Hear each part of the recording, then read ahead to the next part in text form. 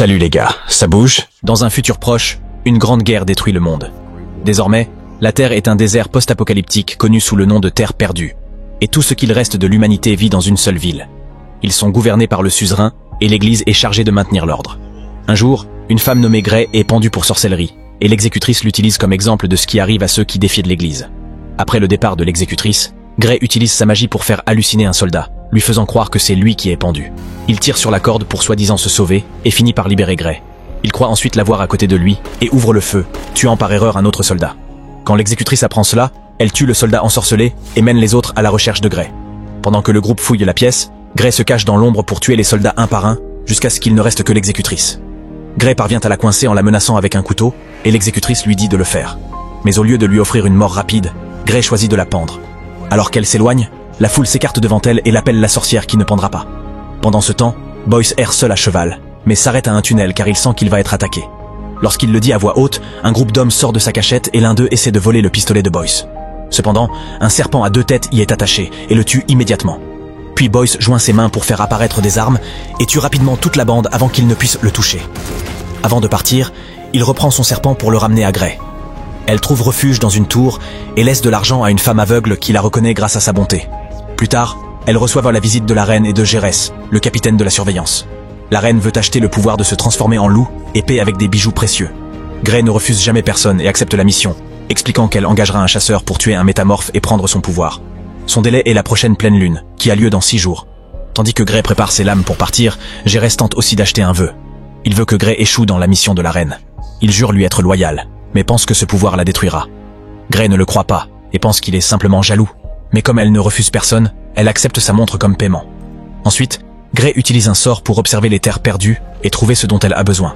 Elle voit un groupe d'hommes essayer de combattre un immense loup, mais ils sont tous tués en quelques secondes. Pendant ce temps, le suzerain est au lit et demande de l'aide à la reine car il s'est encore marié. La reine appelle les servantes tout en insultant son mari, visiblement lasse de lui. Quelques instants plus tard, elle embrasse Boyce, révélant qu'ils ont une liaison. Quand Boyce tente de quitter le château discrètement, les gardes l'arrêtent. Alors il crache l'alcool qu'il buvait et allume une torche pour brûler un garde. Puis il en pousse un autre dans les escaliers. Plus tard, dans un bar, Grey approche Boyce et tente de l'engager comme chasseur, car il est connu pour sa connaissance des terres perdues. Boyce veut seulement jouer, alors Grey joue contre lui et gagne facilement la première manche. Il hésite encore à accepter la mission car peu de gens survivent aux terres perdues. Grey lui dit que s'il la trouve trop lente, il a la permission de l'abandonner.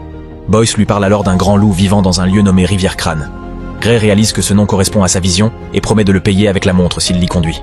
À ce moment-là, un groupe de soldats entre dans le bar, et l'un d'eux ouvre le feu depuis l'étage. Mais Boyce lance le serpent sur lui pour le tuer rapidement. Le corps tombe, et le serpent saute sur le bras d'un autre soldat. Alors son camarade tranche le membre et le serpent s'enfuit. L'exécutrice rejoint alors le combat et tue le serpent avec son couteau.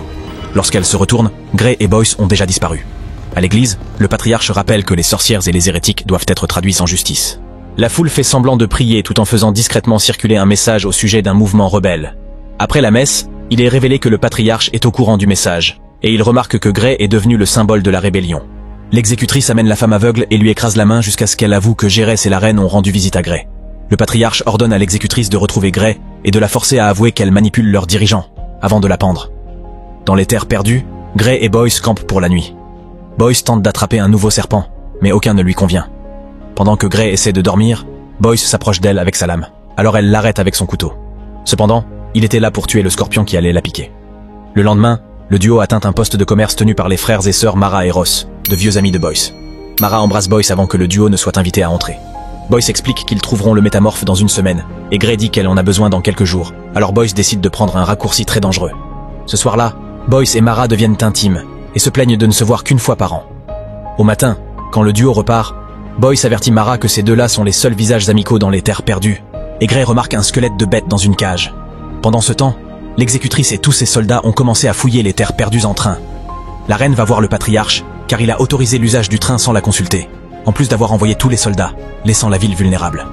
Le patriarche dit avoir entendu des rumeurs de trahison, mais la reine lui assure que tout cela est faux.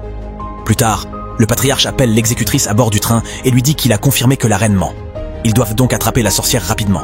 S'ils arrêtent la reine pour trahison et que le suzerain malade meurt bientôt, le patriarche pourra prendre le contrôle de la ville. Quelque temps après, les soldats trouvent Ross et Mara et les torturent, jusqu'à ce que Mara avoue que Grey et Boyce vont à la Rivière-Crâne. Avant de partir, ils tuent les deux et brûlent leur poste de commerce. Le lendemain, Grey et Boyce arrivent à la faille. une ville en ruine remplie de gouffres. Ils entrent dans un ancien bâtiment avec un téléphérique, et Boyce cherche le conducteur qui accepte n'importe quel passager contre de l'argent. L'homme ne répond pas quand Boyce l'appelle, alors le duo commence à fouiller le bâtiment. Malheureusement, il découvre que le conducteur a été pendu, preuve que les soldats sont arrivés les premiers. Quand le duo tente de fuir, l'exécutrice et ses hommes les encerclent.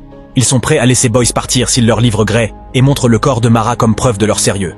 À ce moment-là, Mara se réveille et prononce le nom de Boyce. Alors l'exécutrice lui tire dessus pour la tuer définitivement.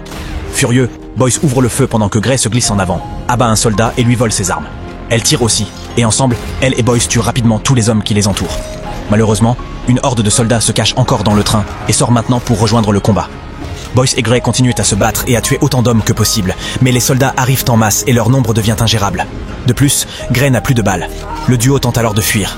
Cependant, le train possède un canon qui tire sur eux. Heureusement, ils se déplacent assez vite pour ne faire qu'une chute sans blessure. Ils courent ensuite vers le téléphérique, et Boyce le lance en tirant sur le câble. Les soldats essaient encore de les atteindre, alors Gray et Boyce se battent au corps à corps pour les empêcher de monter dans la cabine, qui survole maintenant un immense gouffre. Les soldats tombent d'une grande hauteur et meurent. Des hommes apparaissent sur le toit de la cabine, et Gray grimpe immédiatement pour les combattre avec ses lames. Elle se déplace rapidement, élimine la plupart d'entre eux, et effectue un grand saut au bord de la cabine pour forcer le dernier à la suivre. Elle n'a plus qu'à lui trancher la main pour le faire tomber dans la cabine. Boyce combat aussi quelques soldats restant à main nue. Voyant ces hommes vaincus, l'exécutrice ordonne à un soldat de couper les câbles. La cabine est désormais suspendue sur un côté, et Gray doit utiliser ses lames pour se maintenir. Boyce brise une fenêtre pour faire tomber un autre soldat. Puis l'exécutrice tire sur l'autre câble et la cabine dévale, glissant à travers un bâtiment avant de s'écraser sur la paroi d'un gouffre. Gray et Boyce commencent à grimper la paroi rocheuse et parviennent à sortir de la cabine. Juste avant qu'elle ne tombe, l'exécutrice ouvre le feu et atteint l'épaule de Boyce alors qu'il grimpe encore. Mais Gray a déjà atteint le sommet et utilise ses pouvoirs pour distraire l'exécutrice, ce qui permet au duo de disparaître. Cette nuit-là, Boyce retire la balle de sa blessure et Gray recoue la plaie. Boyce pense à ses amis perdus et jure de se venger de l'exécutrice. Avant de s'endormir, ils observent les couleurs et les éclairs dans le ciel. Le lendemain, la reine apprend qu'elle est enceinte. Elle sait que le père est Boyce, mais prétend que c'est le suzerain. Maintenant qu'elle a un héritier pour assurer le trône, elle pose un oreiller sur le visage du suzerain et l'étouffe jusqu'à la mort. Pendant ce temps, Gray et Boyce atteignent Fléau de l'ombre, une zone envahie par les démons la nuit. Cependant, ils entendent le train de l'exécutrice approcher, donc ils n'ont pas d'autre choix que de rester. Ils se cachent dans une tour de refroidissement et font couler de l'essence en détruisant plusieurs bidons. À la tombée de la nuit, les lumières s'allument dans la tour et un démon tente de les attaquer. Boyce jette un briquet sur l'essence, créant un cercle de feu autour d'eux. Rapidement, d'autres démons entrent dans la tour et le duo ouvre le feu, mais les balles sont peu efficaces. Les démons amènent une plaque métallique et la posent sur les flammes pour faire un pont. Boyce les bloque en shootant un bidon de gaz et en tirant dessus. Un démon saute au moment de l'explosion et plaque Boyce, mais Gray le tire en arrière en plantant ses lames dans la créature. Quand le démon tord son corps pour l'attraper, Gray doit sauter et l'affronter à main nue. Boyce plaque la créature et l'empale sur une barre de métal, pendant que Gray lance une lame sur un autre bidon de gaz. Cette fois, l'explosion est plus puissante et attire l'attention du chef démon, qui les observe du sommet avec ses sbires. Il saute et plaque les deux humains, pendant que le chef appelle Gray par son nom, disant qu'elle n'aurait jamais dû revenir ici. Gray utilise sa magie pour le repousser et lance du feu depuis sa main, contrôlant le cercle de flammes pour le transformer en une gigantesque tornade de feu qui brûle tous les démons, y compris le chef. Ensuite, Boyce dit qu'il n'a rien ressenti des flammes, alors Gray explique que ce n'était pas réel. Elle a utilisé une illusion pour faire croire aux démons qu'ils brûlaient, et ils sont morts à cause de l'effet placebo. Elle révèle qu'un trésor rempli de pouvoir est caché ici, et qu'il y a des années, un homme l'a engagé pour le voler. Mais ce lieu est si corrompu qu'il a transformé l'homme et ses hommes en les démons qu'ils ont affrontés. Le lendemain, le patriarche annonce que le suzerain est mort, mais que la reine est enceinte, donc l'enfant sera le nouveau suzerain. Les citoyens ne réagissent pas, alors Gérès tire en l'air pour forcer la foule à acclamer la reine et son enfant. Ensuite, le patriarche s'agenouille devant la reine, promettant de bien la conseiller. Cependant, en privé, il l'insulte et appelle l'exécutrice pour lui dire de se dépêcher. La reine prépare aussi ses plans et embrasse Gérès pour le manipuler, espérant utiliser son armée à des fins personnelles. Boyce et Gray arrivent au champ de feu, et Boyce annonce qu'ils atteindront leur destination le lendemain. Affronter le métamorphe sera dangereux, donc Gray pense que Boyce devrait prendre son paiement et partir. Il refuse et lui demande de revenir avec lui, mais elle ne peut pas, car une malédiction l'oblige à accepter chaque mission. Le jour suivant, Boyce et Gray traversent un tunnel quand ils entendent le train arriver. Comme ils ne peuvent pas le distancer, ils élaborent un plan. Gray se place sur les rails et attend que le train soit assez proche avant de se mettre à courir. L'exécutrice lance immédiatement le train à sa poursuite. Sans se douter du piège, Gray le guide vers une portion de rail détruite et saute à la dernière seconde pour que Boyce la rattrape.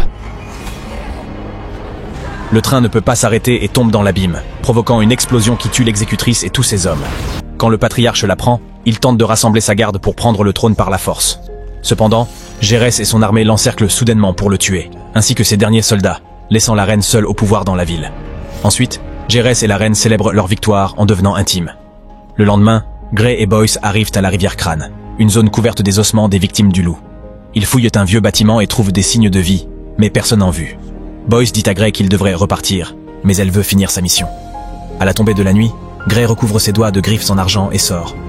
Boyce essaie encore de l'arrêter, mais il est trop tard. La pleine lune brille et le transforme. Il s'avère qu'il était le métamorphe depuis le début, et Gray pense qu'il l'a guidé ici pour la tuer.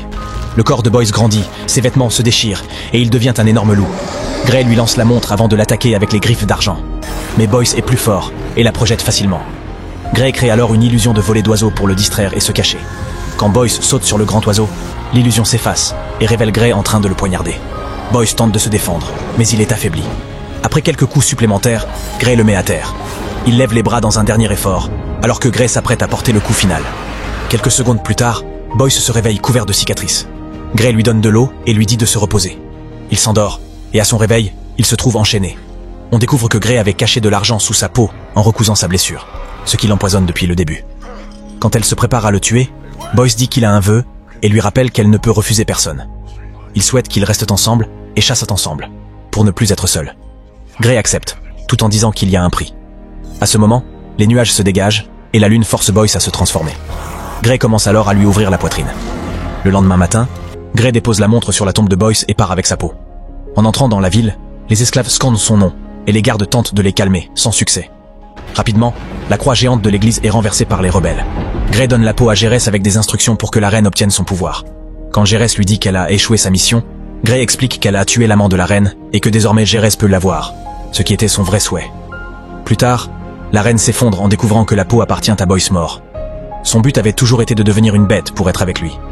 Gérès dit que Boyce l'avait corrompu. La reine comprend qu'il l'a trahi, prend une épingle à cheveux et poignarde Gérès dans le cou, le tuant. Les rebelles profitent de l'occasion pour envahir le château et tuer tous les gardes, dont les balles ne servent à rien contre une foule aussi nombreuse. Quand le soleil se lève, ils brûlent la peau jusqu'à ce qu'il ne reste que des cendres.